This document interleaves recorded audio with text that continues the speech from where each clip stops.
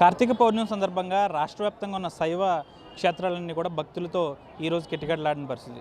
అయితే పశ్చిమ గోదావరి జిల్లా ఆచంటలో ఒక విశేషం అయితే ఉంది. ఆచంట రామేశ్వర స్వామి ఆలయంలో ప్రతి కార్తీక పౌర్ణమికి కూడా ఇక్కడ జ్యోతి ప్రజ్వలన, కర్పూర జ్యోతి ప్రజ్వలన అనే కార్యక్రమాన్ని నిర్వహిస్తారు. ఈ జ్యోతి ప్రజ్వలన చేసిన తర్వాత ఏదైతే ఆ జ్యోతి ఉందో ఆ జ్యోతిని మన విజువల్స్లో చూస్తున్న విధంగా ఈ విధంగా 3 నెలల పాటు అది ఆ విధంగానే నిరంతరాయంగా వెలుగుతూ ఉంటుంది. దాదాపు శివరాత్రి వరకు కూడా ఆ జ్యోతి అలాగే ఉంటుంది.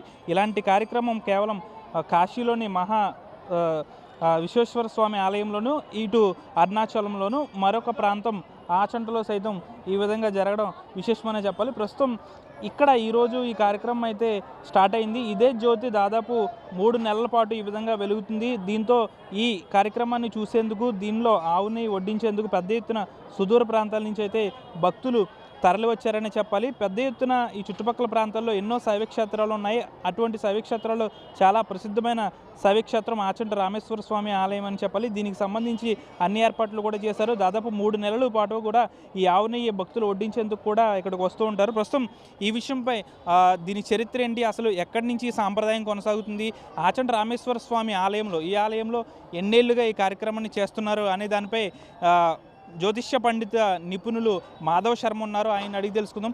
ఆచంట రామేశ్వర స్వామి ఆలయంలో ఎన్నో ఏళ్ల నుంచి బృహత్తమైన కార్యక్రమం జరుగుతుంది.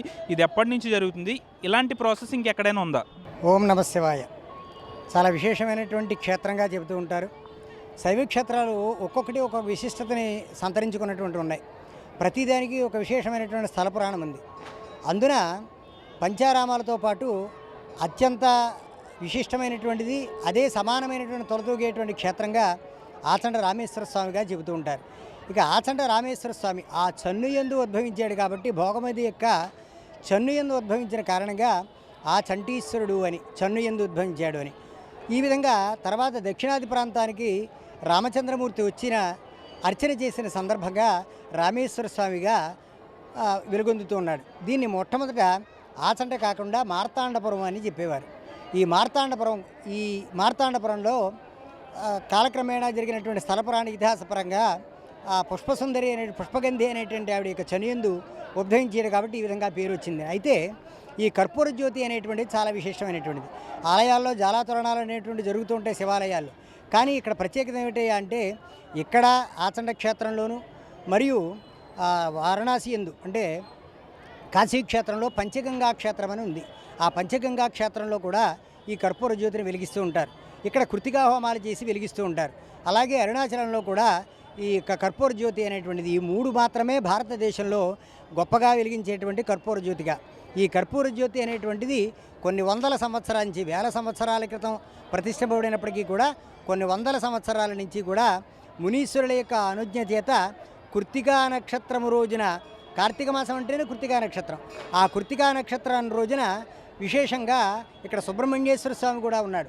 కాబట్టి ఈ ప్రాంగణ దేవతల్లో అది, కాబట్టి ఉపాలయాల్లో, కాబట్టి కృత్తికా నక్షత్ర హోమాలు చేసి ఆ కృత్తికా నక్షత్రం ద్వారా ఆధ్యాత్మిక చింతన పెంపొందింపబడేటువంటి విధంగా, పాపహరణం జరిగేటువంటి విధంగా ఇక్కడ మునీశ్వరులు వచ్చి కొన్ని వందల సంవత్సరాలు, వాల్మీకి అనేటువంటి ఒక మహర్షి కూడా ఒక చరిత్రలో కనబడుతోంది. వాల్మీకి అనేటువంటి ఒక ఆయన ఈ వడయన పుష్పసుందరిని దత్తత చేసుకున్నాడని, అప్పటి నుంచి కూడా ఇది కొనసాగుతోంది అనేటువంటిది మనకి కొన్ని ఇతిహాసాల్లో కనబడుతోంది. కాబట్టి కొన్ని వందల సంవత్సరాల నుంచి ఈ యొక్క ప్రక్రియ జరుగుతోంది. దాదాపుగా 20-30 సంవత్సరాల చాలా విశేషంగా భక్తులు విశేషంగా రావడం, అలాగే తమ యొక్క పాప నివృత్తిని చేసుకోవడం కోసమై ఈ కర్పూర జ్యోతిలో నెయ్యిని కనుక భక్తి శ్రద్ధలతో ఉపవాసం ఉండి వడ్డించడం ద్వారా వారికి సంపూర్ణమైనటువంటి పాపహరణం జరిగి ముక్తి మోక్షము ఉభయ కుశలోపరి. అంతేకాదు ఇహజన్మలో ఉన్నంతవరకు కూడా, భూమి మీద ఉన్నంతవరకు ఆనందమైనటువంటి సుఖ సౌఖ్యాలను అనుభవించడం ఈ చరిత్ర కూడా చెబుతోంది మనకి. ఆ పుష్పసగంధి పుష్పసుందరుడు అనేటువంటి వారు సుఖానుభవాన్ని పొందుతూనే మోక్షాన్ని పొందారు. అలా ఇహమందున ఉన్నంతగా ఇహపరము అంటాం. ఇహమంలో ఉన్నంతకాలము కూడా ఆనందాన్ని సుఖానుభవాన్ని పొంది తద్వారా భక్తి ప్రపత్తుల ద్వారా మోక్షాన్ని పొందేటువంటి గొప్పదైనటువంటి మార్గదర్శనం ఈ కర్పూర జ్యోతిలో నెయ్యి వడ్డించడం అనేటువంటిది భక్తుల యొక్క ప్రగాఢ విశ్వాసంగా కొన్ని సంవత్సరాల నుంచి నడుస్తున్నటువంటి ఇది కాబట్టి ఇది అనూచారంగా వస్తున్నటువంటి ఆచారంగా వస్తున్నటువంటి గొప్పదైనటువంటి ప్రక్రియ. ఇది ఎక్కడా కూడా లేదు. ఇది 4-5 మాసాలు కాదు. గత కాలంలో మా చిన్నతనంలో చెప్పుకునేది సంవత్సరం మళ్ళీ తిరిగి వచ్చేది, మళ్ళీ కర్పూర జ్యోతి వెలిగించేదాకా కూడా వచ్చేది. అంత గొప్పదైనటువంటిది. కాలక్రమేణా ఆయా పరిస్థితులను బట్టి ఇప్పుడు 4-5 మాసాల దాకా నిరాఘాటంగా వెలుగుతుంది. అనేక ప్రాంతాల నుంచి వచ్చి చక్కగా వెలిగించుకుంటూ ఉంటారు, నెయ్యి పోస్తూ ఉంటారు. గుండిగలు 7-8 గుండిగలు నిండిపోతాయి ఈ కార్తీక మాసం వెళ్ళేప్పటికి. అవి ప్రతినిత్యము కూడా ఒక ప్రత్యేకించి నియమింపబడి దేవస్థానం వారు అలాగే చైర్మన్ వారు కూడా ఒక వ్యక్తిని నియమించి ప్రతినిత్యము కూడా అందులో ఆవు నెయ్యి అది అఖండం అవ్వకుండా, అది ఏ విధమైనటువంటి ఘనము అవ్వకుండా అఖండంగా వెలిగేటువంటి విధంగా, నిరంతరము వెలిగేటువంటి విధంగా దాన్ని సంరక్షిస్తూ ఉంటారు. ఈత చెట్టులో మీద పెడుతూ ఉంటారు. ఇదేమిటండి చాలా విశేషమైనటువంటిది. ఒక్కొక్క చెట్టుకి ఒక రకమైనటువంటి చైతన్యం ఉంటుంది. ఇక్కడ ఈత చెట్టుకు పెట్టడంలో గల కారణం ఏమిటయ్యా అంటే ఈత చెట్టుకి పేడను పూసి, ఆవు పేడను పూసి దాని మీద పెడతారు. అంటే ఉష్ణ చైతన్య శక్తి కలిగినటువంటిది. అంటే నిరంతరము కూడా నిలబడి ఉండడానికి దాంట్లోంచి ఒక రకమైనటువంటి తేజస్సంపన్నమైనటువంటి ధనద్రవ శక్తి వస్తుంది, ఒక కాంతి వస్తుంది. అందువల్ల ఆ తేజస్సును నిలబెట్టడం కోసమై, స్థిరంగా వెలగడం కోసమై ఈత చెట్టు అనేటువంటిది ఉపయోగపడుతుంది అని తద్వారా మహానుభావులు ఈనాడు గమనించారు ఆ వృక్షం యొక్క తత్వాన్ని. తద్వారా ఆ ఈత చెట్టు మీద ఆ కర్పూర జ్యోతిని పెట్టి ప్రతి వారు కూడా అనేక ప్రాంతాల నుంచి వచ్చినటువంటి వారు నెయ్యి వేసుకుంటూ ఉంటారు. ఇలా వెలుగుతూనే ఉంటుంది.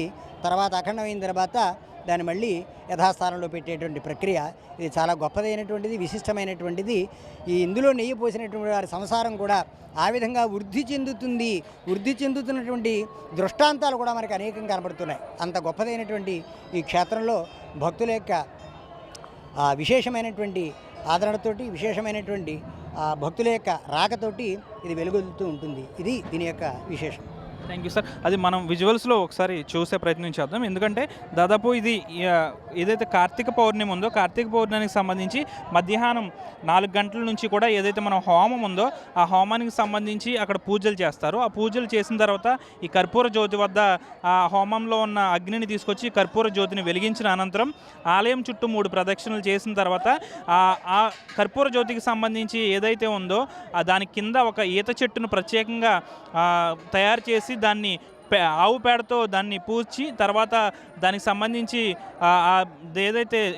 ఏదైతే జ్యోతి ప్రజ్వలన అనేది ఉందో దాని మీద పెట్టడం విశేషం. పెద్ద ఎత్తున ఇది 3 నెలలు కూడా ఈ విధంగానే ఉంటుంది. అయితే పూర్వం సంవత్సరం పాటు ఉండేది, కానీ కాలక్రమేణా 3 నెలలకు వచ్చింది. అయితే ప్రస్తుతం అయితే ప్రతి ఏడాది అంటే మనకు తెలుసున్న నాటి నుంచి ప్రస్తుతం ఇది కార్తీక పౌర్ణమి నుంచి దాదాపుగా శివరాత్రి వరకు కూడా, మహాశివరాత్రి వరకు కూడా ఈ కర్పూర జ్యోతి అనేది ఈ విధంగా వెలుగుతుందంటూ కూడా చెప్తున్న పరిస్థితి. ఇదే విధంగా నిత్యం కూడా భక్తులు వచ్చి ఈ కర్పూర జ్యోతిని లో ఆవుని వడ్డించి వారి తమ కోరికలను కోరుకుంటారు. అదేవిధంగా కోరికలు కూడా నెరవేరుతాయి. సుదూర ప్రాంతాల నుంచి ఇక్కడికి వస్తూ ఉంటారు అంటూ కూడా ఇక్కడ స్థానికులు, అర్చకులు కూడా చెప్తున్న పరిస్థితి. ఏదేమైనప్పటికీ కూడా ఈ ఆలయంలో ఈ కర్పూర జ్యోతి మహాభాగ్యం అనేది దాదాపు మొదట ఏదైతే కాశీ విశ్వేశ్వర స్వామి ఆలయం వద్ద, అరుణాచలంలోను ఈ సౌత్లో అయితే ప్రస్తుతం ఇక్కడ ఆచంట రామేశ్వర స్వామి ఆలయంలో ఈ విధంగా జరగడం విశేషం. దాదాపు 3 చోట్ల మాత్రమే ఇంతటి బృహత్తరమైన కార్యక్రమం జరుగుతుంది. దాదాపు ఈ ప్రజ్వలన చూసేందుకు పెద్ద ఎత్తున భక్తులైతే ఈ కార్తీక మాసంలో వచ్చి ఆవునే అనేది ఇక్కడ వడ్డించడం విశేషం. వీడియో శేఖర్తో మనోజ్, RTV, పశ్చిమ గోదావరి జిల్లా ఆచంట నుంచి. చరిత్ర సృష్టించినోడు ఇప్పుడు ఆ చరిత్రని తిరగరాయబోతున్నాడు. అబద్ధాల గోడల్ని బద్దలు కొట్టి నిజాలను రాగా మీ ముందుంచబోతున్నాడు. నిజమైన వార్తల కోసం వెంటనే డౌన్లోడ్ చేసుకోండి రా యాప్ని.